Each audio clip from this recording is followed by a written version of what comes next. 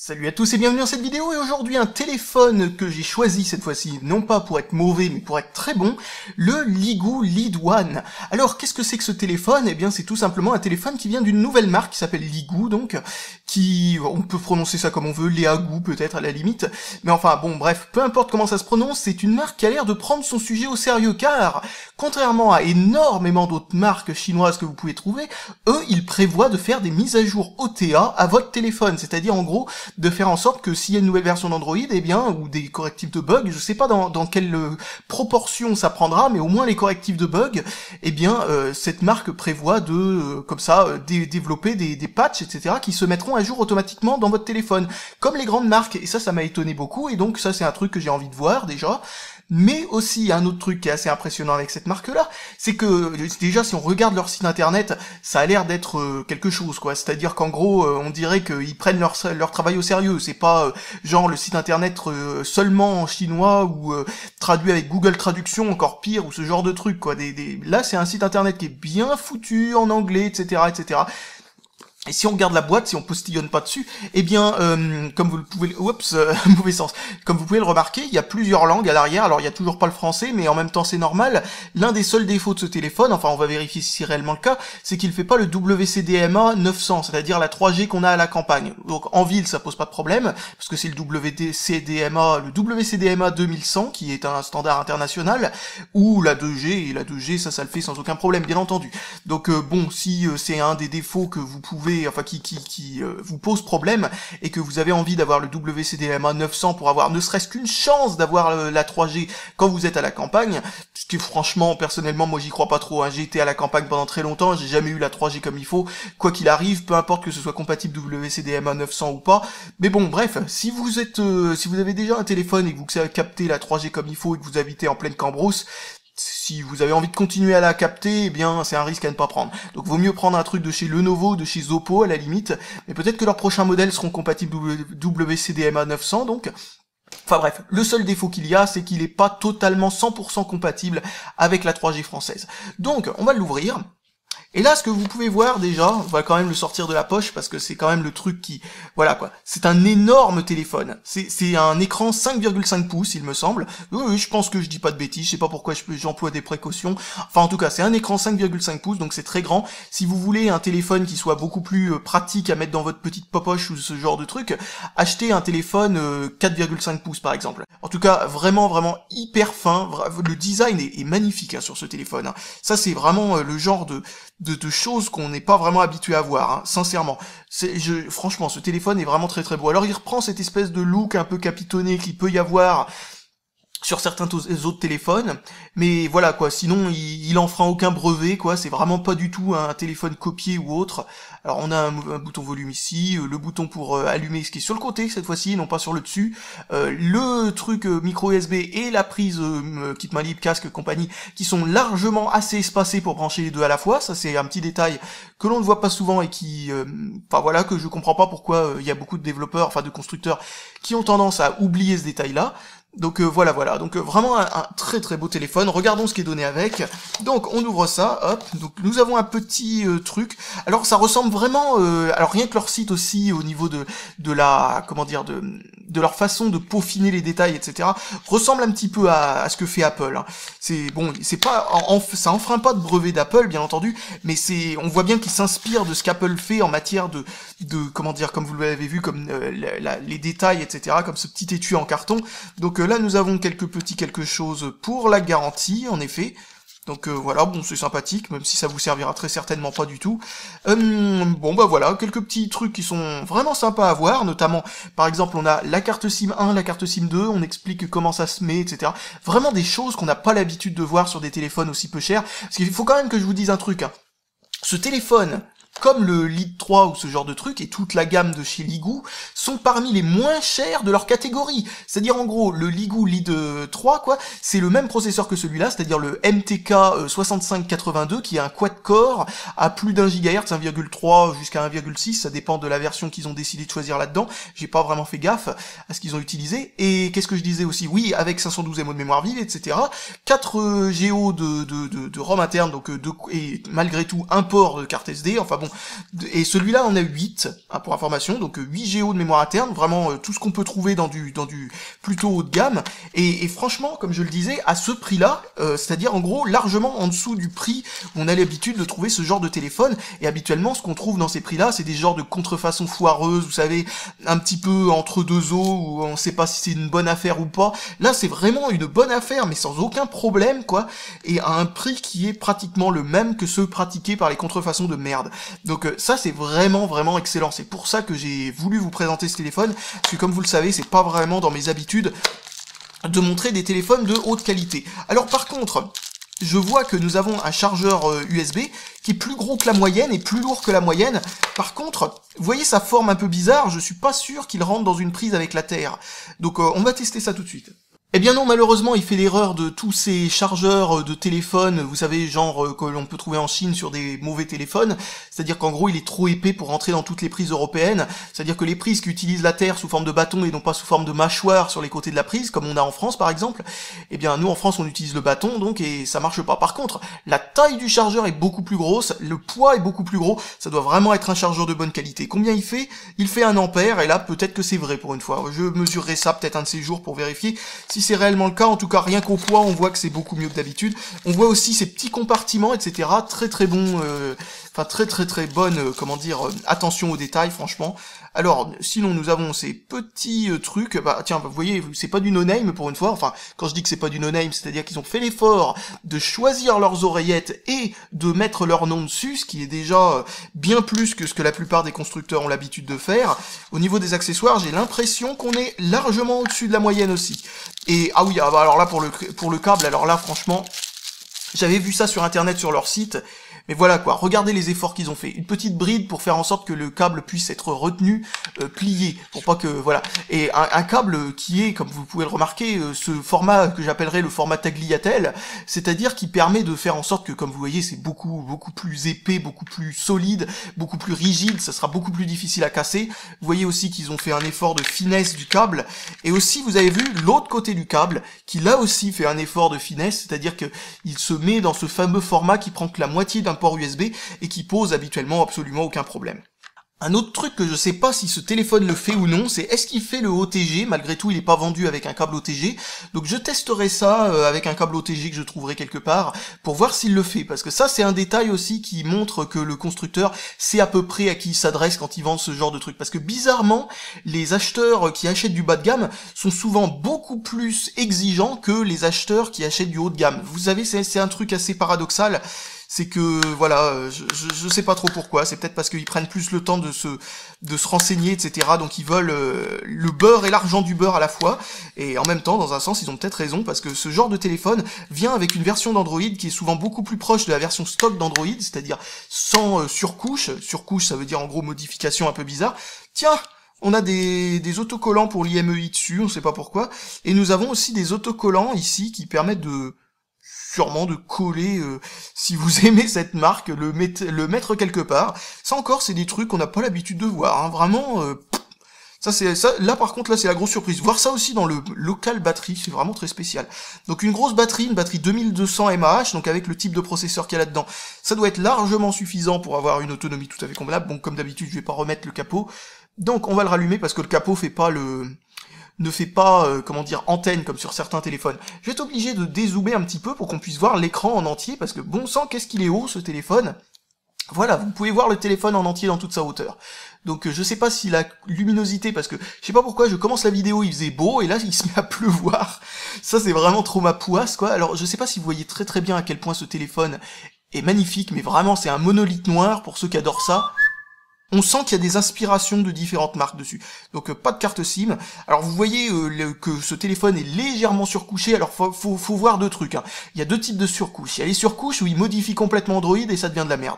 Et il y a aussi le fait tout simplement de faire comme ils ont fait, c'est-à-dire en gros faire quelques modifications d'ordre esthétique et s'arrêter là. Et ça c'est beaucoup mieux parce que franchement sinon on reconnaît Android, hein. Comme vous le voyez, c'est le même système de notification.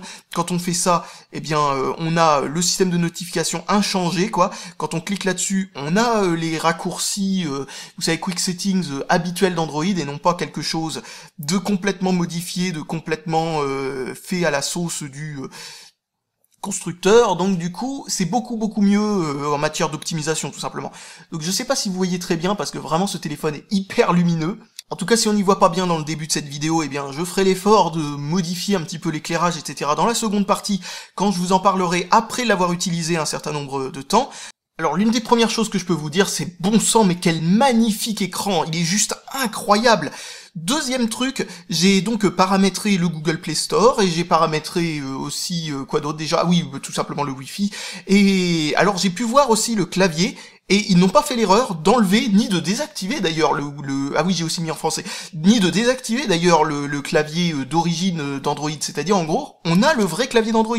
Il y a aussi Go Keyboard qui est installé par défaut, comme vous pouvez le remarquer, mais bon, je m'en fous de Go Keyboard, donc ce que je vais faire, c'est tout simplement taper un truc, et franchement, on voit à quel point c'est hyper facile de taper quelque chose dessus sans que ça fasse aucun problème, c'est juste impressionnant. Par contre, vous voyez, au niveau de la largeur, quand on tape comme ça avec le clavier dans ce sens-là, ça commence à devenir trop large pour que ce soit vraiment intéressant, enfin, que voilà quoi, ça ne veut plus rien dire de l'utiliser dans ce sens-là. Par contre, dans ce sens-là, eh bien, à utiliser à deux doigts, ça devient possible, on n'est pas obligé d'utiliser seulement de pouce, et en plus, enfin, bon, il y en a beaucoup qui tapent comme ça, même quand tu l'utilises dans ce sens-là, sur des téléphones qui sont plus petit, mais ce que je veux dire par là, c'est que voilà quoi, à un seul, juste le pouce quoi, eh bien ça reste totalement faisable, comme vous voyez. Bon, j'ai des mains assez grandes tout de même, mais voilà, bon, je viens de l'échapper un petit peu pour le mettre comme ça quoi, en fin de compte, et puis pour vous montrer que oui, là c'est juste pas possible, il nous manque un petit centimètre pour aller jusqu'au bout.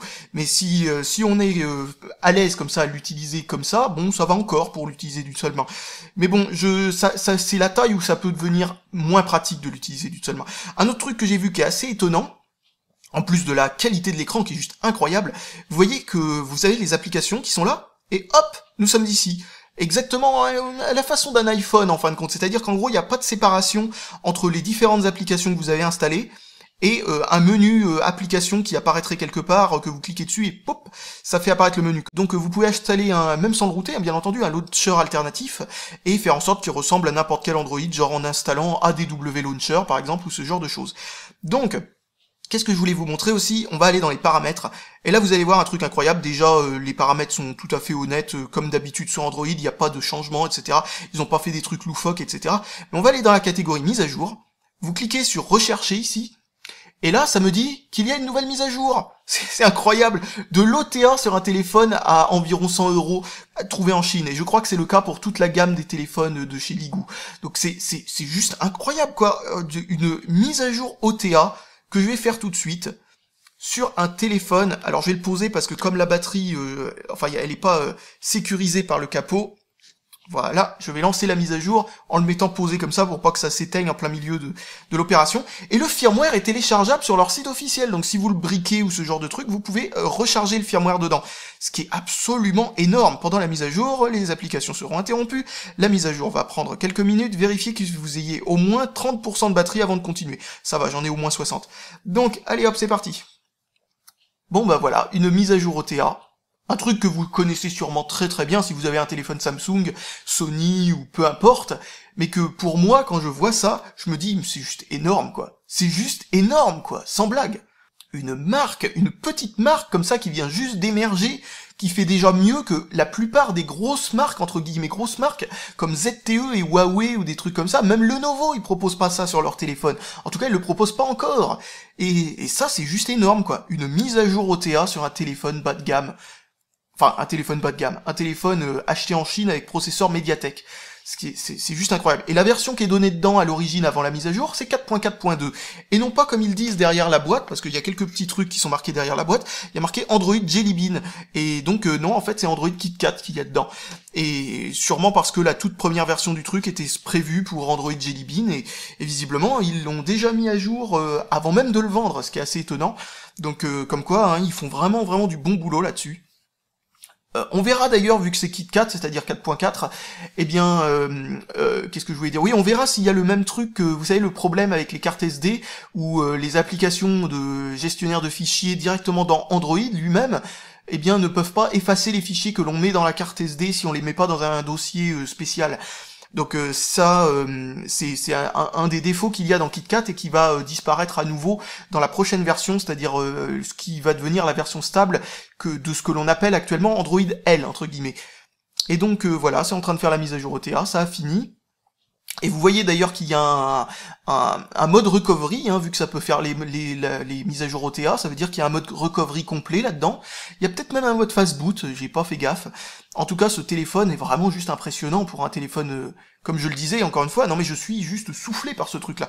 D'ailleurs, comme d'habitude avec les bons téléphones, déjà vous pouvez les trouver sur n'importe quel site, TinyDeal, Focal Price, DHgate, même AliExpress, enfin peu importe. Et aussi un autre truc, c'est que je vais mettre le lien vers là où je l'ai acheté dans la description. Donc là, c'est en train de faire la phase d'optimisation d'Android lors des premiers démarrages. Premier démarrage après une mise à jour, ça fait toujours un truc comme ça. Malheureusement, ça veut pas faire le focus. Et voilà, la mise à jour est terminée. Alors, un truc que j'ai oublié de vous montrer, c'est le défaut de ces câbles. Alors, le défaut de ces câbles qui ont pas le contour, vous savez, comme un câble USB classique, comme celui-là. Ah, une notification. Donc vous voyez qu'ils n'ont pas le contour en métal, etc. Purée, ça a du mal à faire le focus à cause de la luminosité aujourd'hui, vu qu'il pleut mais à verse. Donc qu'est-ce que je disais? Oui, vous voyez ce genre de prise, etc. Quand vous le branchez à l'intérieur donc du chargeur, faut pas vous tromper de sens, parce que vous pouvez facilement vous tromper de sens, vu que ça rentre dans les deux sens. Vous voyez, hop, trompé. Et bon, il n'y a pas de risque à se tromper, à part le fait que ça marche pas, bien entendu. Et ça force un peu plus quand on branche ce genre de prise. C'est vraiment le seul défaut de ces espèces de petites prises très très fines que sur les câbles USB. Sinon, en dehors de ça, aucun problème avec ce truc-là. Vous voyez l'adresse de leur site internet qu'ils mettent un peu partout et qui est une bonne chose à retenir parce que, comme je vous l'ai dit, on peut télécharger tout simplement le firmware, ce genre de truc dessus directement. Vraiment des bonnes choses. La batterie tient bien d'ailleurs, même quand le capot est enlevé. Ça c'est plutôt pas mal. Donc voilà, ça vient de marquer que je viens de mettre à jour le téléphone. Donc on va regarder un petit quelque chose. Et on va regarder tout simplement, est-ce que ça nous a passé en 4.4. Autre chose? Non, c'est toujours une 4.4.2. C'est juste qu'il devait y avoir des petits correctifs de bugs par-ci par-là. Donc je vais regarder quand même dans mise à jour à nouveau pour vous montrer comment c'est fait quand une mise à jour n'a pas été détectée. Vous voyez, vous cliquez sur rechercher des mises à jour et ça vous dit vous êtes à jour. Voilà, donc je crois que j'ai plus qu'à maintenant me mettre en tête d'utiliser ce téléphone, ce qui va vraiment pas être difficile, parce que ce téléphone a l'air d'être simplement le meilleur téléphone que j'ai jamais eu de ma vie jusque-là, donc je vais le laisser faire les mises à jour qui viennent du Google Play Store, les différentes applications qui sont préinstallées. Vous pouvez voir d'ailleurs qu'il n'y a pas beaucoup d'applications préinstallées qui sont vraiment inutiles, mais il y en a quand même quelques-uns qu'on peut peut-être désinstaller d'ailleurs, je sais pas, on va regarder s'ils sont installés par défaut, ou si elles sont installées comme root, donc il faut router pour l'enlever. Donc on va aller dans l'application. Donc ouais, il y a plein d'applications téléchargées. WhatsApp, Skype, les services Google bien entendu, Hangout, Go Keyboard, Facebook, EasyTouch, etc. sont visiblement des applications qui sont installées par le vendeur et non pas, ou par le constructeur, mais qui sont installées. Vous voyez, EasyTouch, si vous en avez pas besoin, si vous en voulez pas, vous cliquez sur désinstaller, vous le désinstallez, et il est vraiment complètement désinstallé sans avoir besoin de router le téléphone pour l'enlever. Donc c'est parfait, c'est parfait. Et il y a 2 Go de place pour installer des programmes. Donc voilà, c'est largement suffisant. Vous voyez, hop, ça a supprimé une des applications, donc c'est plutôt une bonne chose. Même Skype est pas installé comme application par défaut. Je crois que Google Chrome par contre est installé comme application par défaut, mais ça pose aucun problème. D'ailleurs c'est peut-être le seul navigateur qu'il y a dedans. Non, visiblement il y a aussi le navigateur d'Android normal, en plus de Google Chrome, donc ça c'est une bonne chose. Je sais pas pourquoi il a zoomé comme ça. Donc c'est une très bonne chose. Alors regardons aussi le multitâche. Logiquement le multitâche d'Android a changé, hein, bien entendu, avec cette fameuse fonction qui permet de glisser ou de faire un appui long, information supprimée, comme d'habitude avec n'importe quelle version d'Android à partir de 4.0. Donc franchement, jusque-là, aucun souci, je vais l'utiliser pendant plus d'une semaine et ça va devenir très certainement mon téléphone principal. Et voilà, donc je vous en dirai un peu plus tard. Si ce téléphone, par contre, se retrouve à avoir des vrais défauts, etc., je vous en parlerai donc dans la suite de la vidéo. Donc ne regardez pas jusque-là, regardez jusqu'à la fin si vous voulez savoir si ça vaut vraiment le coup. Mais a priori, jusque-là, il y a vraiment aucun problème. Il y a même un gestionnaire de fichiers qui est donné par défaut. Donc ça veut dire que même si on a un problème avec Android 4.4, on pourra utiliser le gestionnaire de fichiers par défaut pour supprimer des trucs, parce qu'il doit être installé en tant que root, donc il devrait... Excellent. Bon, petit défaut de rien du tout, vous voyez, le nom des catégories des applications a été nommé en chinois, donc ça veut dire utilitaire, visiblement. Et ça veut dire quoi? Aucune idée. Ustensile, peut-être, j'en sais rien.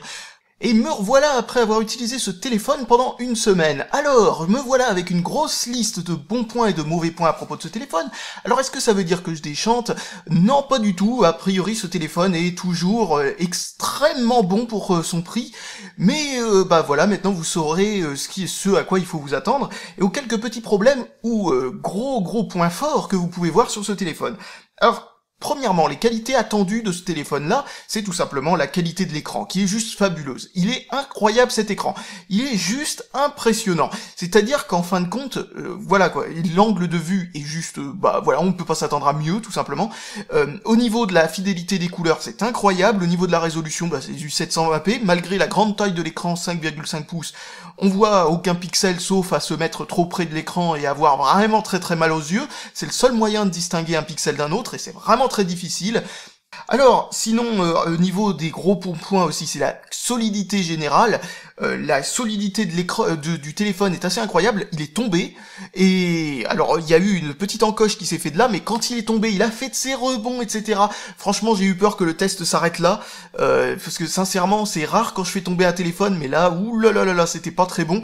Et au final, comme je le disais, il s'en sort qu'avec une toute petite encoche microscopique sur le bas de l'écran, vraiment toute petite dans le plastique, ce qui veut dire que vraiment, voilà, pas de problème au niveau de la solidité, c'était juste, voilà, que dalle, quoi. Alors, un autre truc que vous venez de voir, mais ça je vous en parle un peu plus tard, ça vous permettra comme ça d'avoir l'écran devant vos yeux, plutôt que d'avoir juste le téléphone éteint devant vous, ce sera peut-être un peu plus divertissant. Donc aussi un autre truc, c'est la stabilité générale, ce téléphone est très stable, j'ai jamais eu vraiment de problème à dire, alors au niveau des performances, c'était très constant, quoi, c'est-à-dire qu'en fin de compte, il n'y avait pas de gros coups de mou, on se disait, oh putain, il rame maintenant, et puis au final, après, il rame plus. Quand on stocke des tonnes et des tonnes d'applications et qu'on sature la mémoire, habituellement, le type de mémoire flash qu'il y a là-dedans, dans les téléphones pas chers, ont tendance à ralentir tout le téléphone quand elle est remplie. Mais là, non, les performances sont les mêmes, que ce soit vide ou que ce soit plein. Donc ça, c'est un énorme bon point aussi. Alors la réactivité du téléphone et le multitâche, ça aussi ce sont des trucs sur lesquels j'ai absolument rien du tout à reprocher. Franchement, ce téléphone est réactif, ce téléphone est fluide, il y a vraiment aucun problème. Et au niveau du multitâche, donc 1 Go de RAM, Android 4.4 et peu de modifications dans Android.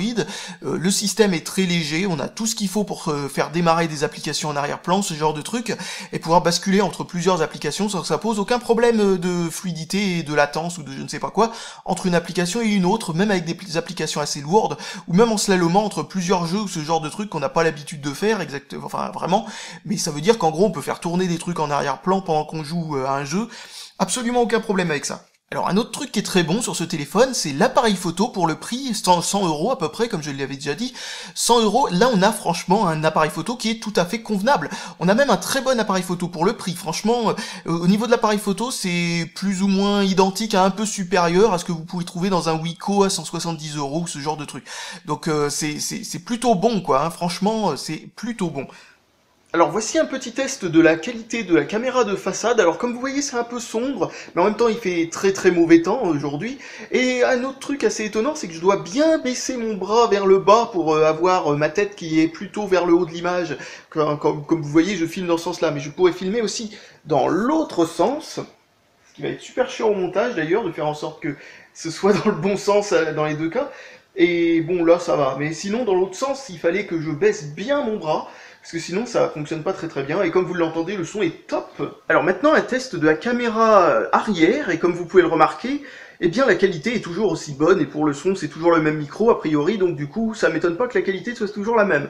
Et c'est une caméra qui est censée filmer en 720p, alors bon, je sais pas si la qualité correspond, en tout cas en conditions de basse luminosité, c'est beaucoup mieux que certaines 720p entre guillemets que j'ai pu acheter précédemment. Donc. Sinon au niveau de ce qui est installé par défaut, il n'y a pas d'adware, sauf deux trucs qui ont été installés par défaut qui sont un peu bizarres. C'est un truc de comment on appelle ça, de lampe torche, je sais pas quoi, et un autre truc de je sais pas quoi, je sais plus ce que c'est, on va regarder ça. Mais ce qu'il y a de bien avec Android 4.0 et plus, c'est qu'on peut désactiver des applications même si elles sont installées par défaut. Voilà, une alarme et puis une lampe torche. Donc ce que j'ai fait, c'est que j'ai regardé dans la liste, je les ai trouvés et je les ai désactivés tout simplement en cliquant. Vous voyez ici vous avez un logo à la place de désinstaller quand c'est une application par défaut, et vous avez juste à cliquer sur désactiver pour faire en sorte que l'application soit comme si elle était désinstallée en fin de compte. Donc elle tournera plus en arrière-plan ou ce genre genre de trucs. Parce que le problème, c'est que c'est des applications qui ont l'air assez bénignes comme ça, mais au final, elles tournent en arrière-plan pour faire je ne sais quoi. Donc du coup, je me suis dit, c'est pas très bon. Donc ce que j'ai fait, c'est que je les ai tout simplement désactivés. Et maintenant, c'est bon, on n'a plus droit à ça. Sinon, en dehors de ça, il y a vraiment rien d'installé par défaut de vraiment chiant. Toutes les applications qu'on avait vues, comme genre Facebook, etc., sont pas installées par défaut. Elles sont installées dans la mémoire, en gros dans la mémoire utilisateur. Donc vous pouvez les désinstaller comme vous voulez. Les seuls trucs qui sont installés par défaut sont certaines applications Google, genre par exemple Google Chrome, Gmail et Google+. Et vous pouvez les désactiver de la même façon qu'on peut désactiver le reste. Donc c'est pas une mauvaise chose, on a juste à les désactiver et hop, c'est comme si on les avait désinstallés. Donc ça c'est vraiment une bonne chose, rien de spécialement bête quoi d'installer par défaut. Alors maintenant, dans les défauts attendus de ce téléphone, pas de WCDM A900. À la campagne, c'est-à-dire là où la 3G est aussi lente que la 2G, entre guillemets, eh bien, vous ne pourrez pas accéder à la 3G. Ouh, ça fait une belle jambe, mais c'est pas grave. En tout cas, voilà, pas de WCDM A900. Ensuite, au niveau des performances en jeu, alors là, c'est un défaut qui a un rapport avec l'écran aussi. Au niveau des performances en jeu, eh bien, tout simplement, l'écran a une trop haute résolution pour faire en sorte que le processeur là-dedans puisse s'exprimer à son plein potentiel, c'est-à-dire qu'en gros, certains jeux vont ramer un petit peu. Mais malgré tout, on peut faire fonctionner des jeux de manière tout à fait fonctionnelle, sans aucun problème. On va voir ça avec un jeu, donc on va, aller voir, attends, où est-ce que je l'ai mis ? Donc on va aller voir dans Angry Bird Go, qui est une sorte de Mario Kart en gros. Voilà, comme je le disais, une sorte de Mario Kart pour Android fait par les développeurs d'Angry Bird. Donc, ce qu'il y a de bien avec ce jeu, c'est qu'il est en 2D, en 3D, etc. Excusez le focus qui a un peu de mal à se faire sur un écran d'aussi haute résolution. Je sais pas trop pour quelle raison d'ailleurs. Donc, c'est en train de télécharger un truc, je sais pas trop ce que ça fait. Donc on attend un petit peu. Ok, bon, d'accord. Donc maintenant ce qu'on va faire, c'est qu'on va essayer de faire une petite course, et vous allez voir que ça fonctionne de manière tout à fait fluide, quoi, ça fonctionne parfaitement bien. Pour un jeu en 3D, bon, il y a peut-être quelques petits à-coups, etc., à cause de la neige, en l'occurrence, dans ce niveau-là en particulier. Mais sinon, en dehors de ça, eh bien, le jeu fonctionne parfaitement bien, franchement. Donc, on va essayer de jouer correctement. Mais voilà quoi, c'est vraiment, voilà, dans la plupart des niveaux, etc. Ce jeu fonctionne vraiment convenablement. Alors là, on se retrouve dans un niveau de neige, comme je l'ai dit, donc du coup, eh bien, la fluidité est un peu moindre que d'habitude. Je suis pas habitué à ce manque de fluidité, etc. Mais enfin, comme je le disais, en gros, le GPU est tout à fait honnête, hein, il fonctionne très très bien même. Mais il est vraiment pas fait pour une résolution HD 720p, il est plutôt fait pour des résolutions un tout petit peu inférieures, quoi. Alors excusez-moi que je joue comme une grosse merde, c'est que tout simplement, je suis en train de regarder par le viewfinder à la place de regarder sur le téléphone lui-même pour cadrer à peu près convenablement. Et c'est vraiment pas facile. Bon, malgré mes déboires, j'ai quand même réussi à finir deuxième, ce qui est pas si mal que ça.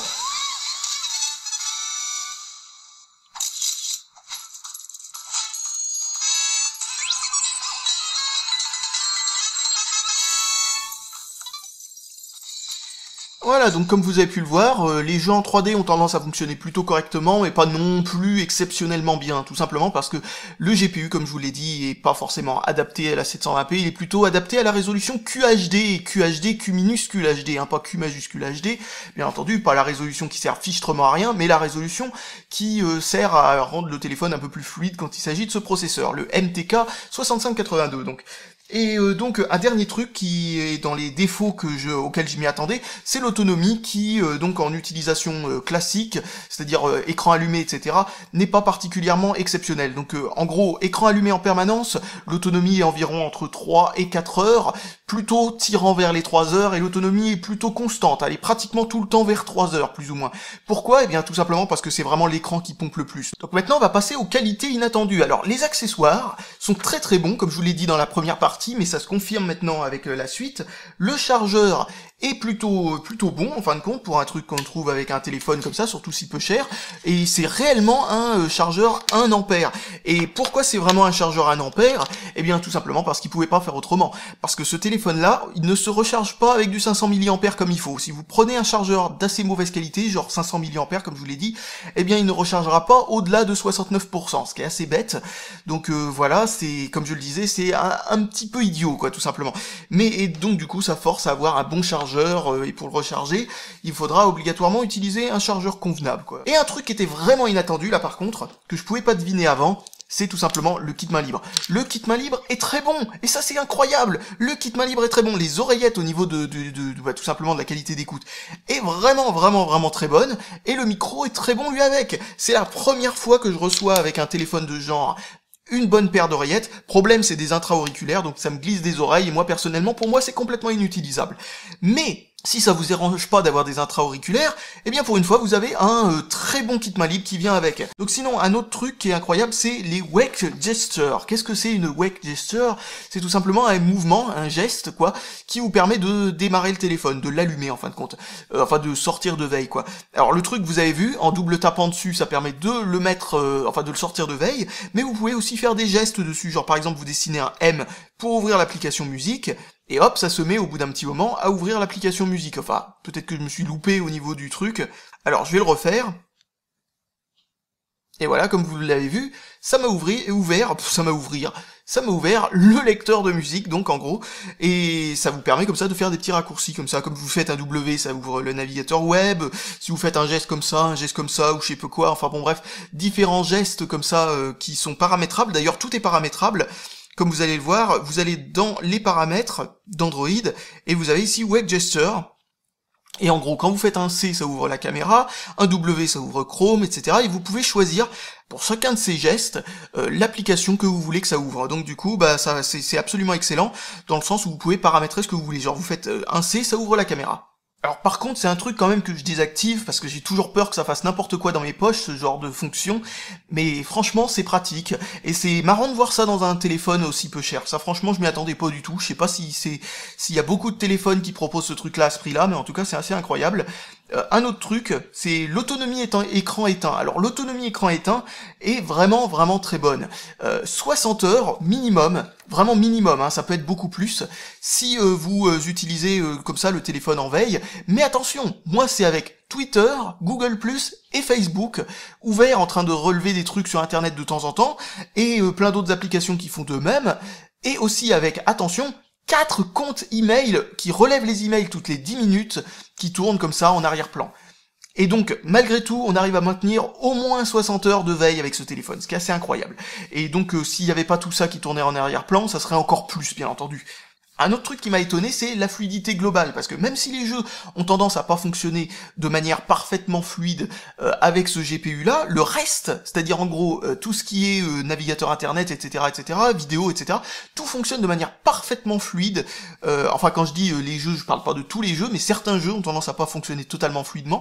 Mais sinon, le reste du système, l'interface, tout ça, fonctionne de manière parfaitement fluide, et ça, je m'y attendais vraiment pas. Un autre truc qui était assez inattendu, c'est que le launcher, qui est donc non officiel, qui est donné avec, qui a été fait par la marque du téléphone, hein, c'est pas un truc qu'ils ont récupéré sur le Google Play Store ou ce genre de choses.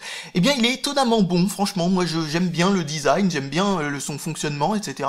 Et donc, ce qui est d'incroyable aussi avec ce truc, c'est que vous voyez, comme je vous l'ai dit, il n'y a pas de séparation entre les applications, vous savez, le truc des applications, comme dans Android habituellement, et donc le bureau, etc., Ce qui fait que vous pouvez désinstaller un truc directement en faisant ça, et hop, en faisant ça, hop, ça vous demande directement de le désinstaller, pas besoin de passer par un autre truc, un autre sous-menu, etc. Je trouve ça plus simple d'accès pour des gens qui débutent à Android ou ce genre de choses. Donc c'est vraiment bien vu, etc. Enfin, cette non-séparation est plutôt pas mal. Ça fait un peu comme sur les iPhones, etc. Et ça fonctionne bien. Franchement, ça fonctionne bien. Il est fluide, il est réactif. Enfin voilà. Donc sincèrement, j'ai rien à lui reprocher. Et franchement, si, il y a un petit quelque chose à lui reprocher, c'est que le menu du launcher est en anglais, et il restera en anglais. Donc voilà, vous n'avez pas la langue française dans le sous-menu, mais ça arrivera peut-être avec une mise à jour OTA. Et ça me fait venir à un autre bon point inattendu là-dessus, c'est l'excellent support de ce téléphone. Un truc qui est incroyable, c'est que vous pouvez trouver tous les accessoires du téléphone, y compris donc si vous le cassez, l'arrière du téléphone, c'est-à-dire tout simplement tout ce plastique arrière qui tient la batterie, etc. Vous pouvez l'acheter séparément sans aucun problème. Et ça, c'est absolument incroyable. Franchement, je m'attendais pas du tout à voir ce truc-là, tout simplement, à voir ce genre de truc ajouté comme ça, la batterie, tout ça, et achetable séparément, le chargeur, le câble, des coques, etc. sont achetables séparément. C'est assez incroyable, je m'attendais pas du tout à ça. Et surtout les mises à jour OTA, comme je vous l'ai déjà dit, ça aussi c'est un truc auquel je m'y attendais vraiment pas du tout. Et un dernier truc qui est assez intéressant aussi, c'est de voir que quand on interpelle par email, etc., le constructeur du téléphone pour leur reporter un bug, etc., eh bien, ils vous répondent. Et ça aussi, je m'y attendais pas du tout. Je m'attendais juste à me faire ignorer de manière royale, comme d'habitude, mais non, il suffit de leur parler en anglais et ils te répondent. Donc ça, c'est assez incroyable, parce que j'ai trouvé un bug dans ce téléphone, et c'est là où on en vient au défaut inattendu. Alors, un défaut inattendu, c'est que certaines applications bug. MX Player, avec le décodeur hardware, plante tout simplement. Et pareil pour Sonic Dash, il plante au bout d'un moment, alors ça fait complètement friser le téléphone, il reste en écran noir comme ça, et au bout d'une minute il se met à redémarrer automatiquement. Donc je vais pas vous montrer ça parce que j'ai pas envie de poireauter une minute en attendant que le téléphone redémarre. Mais sinon voilà, il y a ce petit défaut déjà dans le téléphone. Bon, c'est pas un énorme problème parce que ça le fait avec très peu d'applications, c'est les deux seuls que j'ai trouvé malgré une utilisation assez intensive de ce téléphone. Et donc pour revenir au fait que j'ai donc interpellé les développeurs du firmware du téléphone, eh bien ils m'ont dit, après que je leur ai signalé ce bug, qu'ils allaient essayer de le corriger dans une mise à jour OTA, une mise à jour donc automatique du téléphone. Et ça c'est vraiment une très bonne chose, donc j'espère qu'ils vont réellement le faire. Déjà rien que le fait qu'ils me répondent, c'est déjà une bonne chose, je m'attendais à me faire ignorer royalement comme je le disais, mais s'ils corrigent en plus le bug, ça serait vraiment incroyable. Parce que ça c'est un truc auquel on s'y attend pas forcément, même sur des grosses marques, hein. Même avec un Samsung Galaxy Ace, un Galaxy S même, pour être plus haut de gamme disons, eh bien ils ont tendance à ignorer complètement les bugs qu'il y a dans leur firmware, et au final ce sont les développeurs des applications qui doivent corriger les applications pour que ça fonctionne bien avec un Galaxy S, plutôt que le constructeur donc s'amuse à corriger de lui-même les bugs qu'il y a dans leur téléphone. Donc ça c'est assez incroyablement frustrant quoi comme problème. Et bien là j'espère qu'ils vont réellement corriger le bug, mais sinon c'est pas un si gros problème que ça. Alors, autre défaut inattendu, pas de LED et pas d'OTG. Pas d'OTG non plus, ce qui veut dire qu'en gros, si on essaye de brancher une clé USB avec un câble OTG, vous savez, cette espèce de câble bizarre qui en gros permet de brancher d'un côté une clé USB et de l'autre côté on le branche à la prise de recharge et hop, ça fonctionne, eh bien cette fonctionnalité n'est pas du tout disponible dans ce téléphone-là. Donc elle est pas du tout disponible.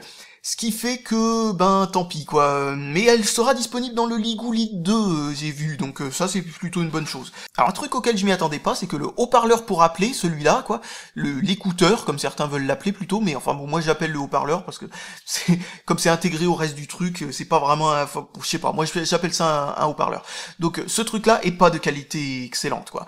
Vraiment, autant le kit main libre est très très bon, autant le son qui sort de là-dedans est un peu grésillant, pas assez fort, etc. Sincèrement, je trouve qu'il pourrait faire beaucoup mieux.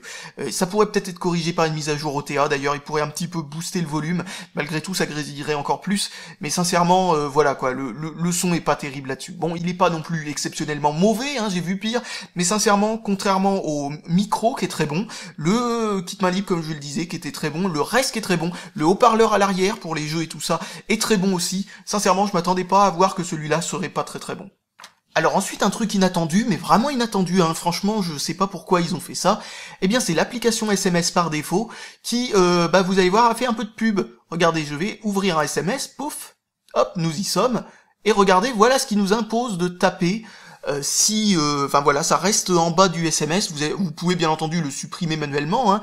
Vous faites tout sélectionner, pof, et puis vous le supprimez, et ensuite vous pouvez taper un SMS sans cette pub en dessous, mais ça c'est vraiment, je trouve ça vraiment bizarre qu'ils aient fait ça, et on peut pas le désactiver, on peut le désactiver dans les préférences des SMS, mais une fois désactivé, au bout d'un moment il se réactive tout seul, donc ça c'est vraiment relou, franchement c'est pourri, mais Hangout était installé par défaut, et Hangout peut remplacer l'application SMS, et vous pouvez aussi trouver sur Google Play Store d'autres applications SMS alternatives, donc au final c'est pas un gros problème bien entendu, mais c'est quand même assez frustrant de voir ça. Sincèrement, je m'attendais pas du tout à ce petit truc qui, franchement, que je trouve assez provocateur, quoi. C'est un peu comme le truc des emails de l'iPhone qui vous impose, enfin il vous impose pas totalement, hein, vous pouvez le désactiver, mais qui met par défaut cette espèce de signature envoyée depuis mon iPhone, envoyée depuis mon iPad. Franchement, moi j'ai envie de dire, mais de quoi on se mêle, on en a rien à foutre de ça.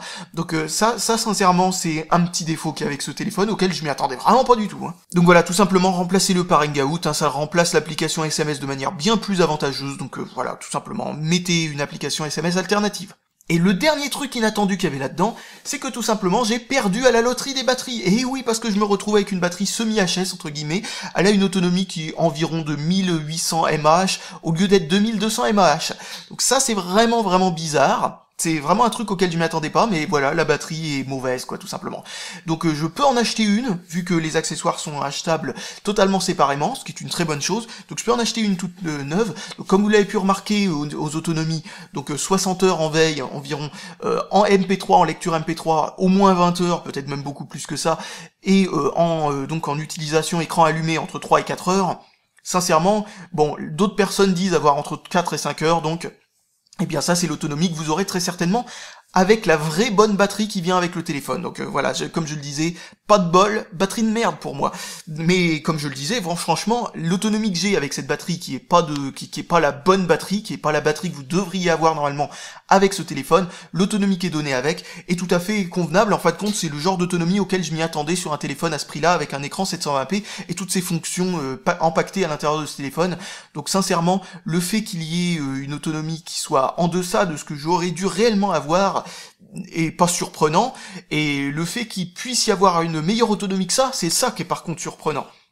Donc voilà, en tout dans ce téléphone, eh bien on a un très bon téléphone au final, hein. Sincèrement, pour le prix, donc environ 100 € comme je le disais, je pense qu'on peut rien trouver de mieux à ce prix-là. Franchement, j'ai vu d'autres téléphones avec un écran 720p sur internet en vente, ils étaient ou légèrement plus chers, ou même beaucoup plus chers. Après, bon, peut-être que vous aurez envie d'avoir un MTK 6592, qui est le octo-cœur, etc., et qui a un meilleur GPU, donc qui pourra gérer en jeu de manière bien plus convaincante un écran 720p, mais si les jeux c'est pas forcément un truc que vous utilisez de manière très extensive, etc., juste de manière périodique, etc., eh bien ce téléphone est parfaitement, même si vous n'êtes pas, moi personnellement, Angry Bird Go, ce genre de truc, malgré qu'il rame un petit peu, etc., pour moi il fonctionne de manière tout à fait satisfaisante pour que moi j'y joue de toute façon sans problème, même s'il est pas totalement 100% fluide, quoi. Mais voilà, comme je le disais, bon, si vous voulez mieux en jeu, eh bien avec malgré tout les mêmes spécifications que ce téléphone-là, eh bien il faudra mettre un tout petit peu plus cher, genre 150 €, ce genre de truc.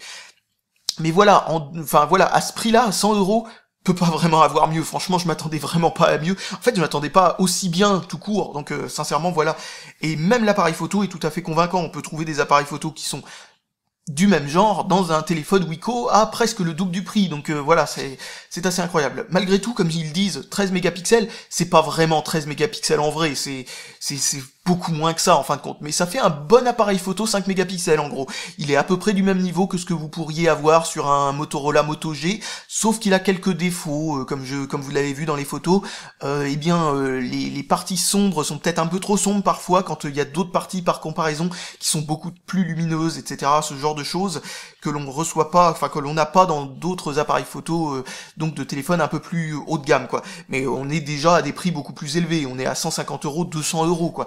Donc voilà, c'est à ce prix-là, sincèrement, rien ne lui reprocher, et même l'appareil photo de façade est tout à fait honnête. Un tout petit quelque chose que j'ai oublié de vous dire, c'est tout simplement, je vous ai parlé du fait que Android 4.4, vous savez, il empêche maintenant d'effacer des trucs de la carte SD, etc., etc. En fin de compte, on peut utiliser que à partir d'un ordinateur, ou tout simplement avec le gestionnaire de fichiers qui est éventuellement donné avec le téléphone. Là, il y en a un qui est donné avec le téléphone, donc on peut effacer les fichiers avec ce truc-là, mais attention, il y a aussi une autre fonction, vous appuyez sur menu, vous allez dans préférences, ou vous cliquez directement sur l'icône préférences, puis vous allez dans stockage, et là vous avez disque d'écriture par défaut. Et en gros, vous pouvez choisir stockage téléphone ou carte SD. Si vous choisissez carte SD, ça, j'ai pas vu aucune différence, je sais pas trop à quoi ça sert, enfin peut-être faire en sorte que l'appareil photo stocke dans la carte SD par défaut, mais surtout ce que ça fait, un autre truc que j'ai vu et qui m'a vraiment étonné, c'est que ça fait en sorte que n'importe quel gestionnaire de fichiers, comme ES File Explorer ou ce genre de truc que vous pouvez installer sur votre téléphone séparément, donc via le Google Play Store, eh bien, permettent de supprimer des fichiers sans aucun problème. Un autre truc là par contre complètement anecdotique que vous avez sûrement pu voir pendant la vidéo, c'est ce petit truc qui flash des infrarouges ici. Alors on le voit qu'à la caméra, mais on le voit pas à l'œil nu. Enfin on le voit à peine à l'œil nu parce que j'arrive quand même à le distinguer un petit peu. À quoi ça sert? Eh bien c'est tout simplement une fonction un petit peu bizarre qui permet de faire ça, mais qui marche vraiment pas si bien que ça, qui permet en gros, vous voyez sans toucher, de pouvoir passer les pages, etc. Enfin bon, c'est pas super bien foutu. Visiblement, ça marche mieux d'ailleurs quand on le fait dans le sens inverse, et ça détecte pas dans quel sens vous le faites, donc du coup, vous voyez, ça fait juste ça. Même si vous faites ça, ça fait ça dans l'autre sens aussi quand même. Enfin, vous dans le même, enfin bon, bref, c'est vrai, ça fonctionne pas bien du tout comme fonction, mais voilà, c'est là. C'est tout simplement là. Et aussi un autre problème avec cette fonction, c'est que ça fonctionne que sur le launcher et dans la galerie. Sinon, ça ne marche pas du tout. Et voilà, franchement, très très bon téléphone sinon à part ça.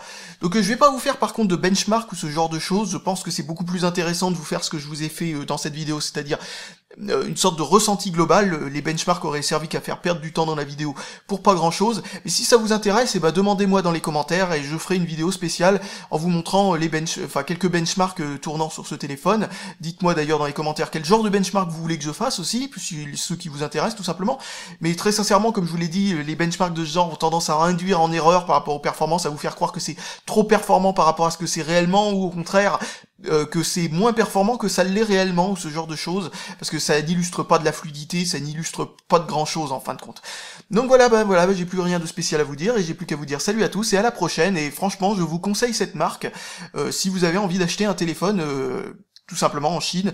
Pour celui-là, en tout cas, c'est une très bonne surprise, et je suis pratiquement sûr que les autres sont du même acabit, étant donné ce que j'ai pu voir sur ce téléphone, et étant donné que leurs caractéristiques sont très similaires, en dehors de la taille de l'écran, la quantité de RAM qui est moindre sur le 3 et le 4, et la résolution de l'écran. Sinon, le reste, c'est vraiment le même téléphone, que ce soit le 1, le 2, le 3 ou le 4, donc voilà. Allez, salut à tous et à la prochaine!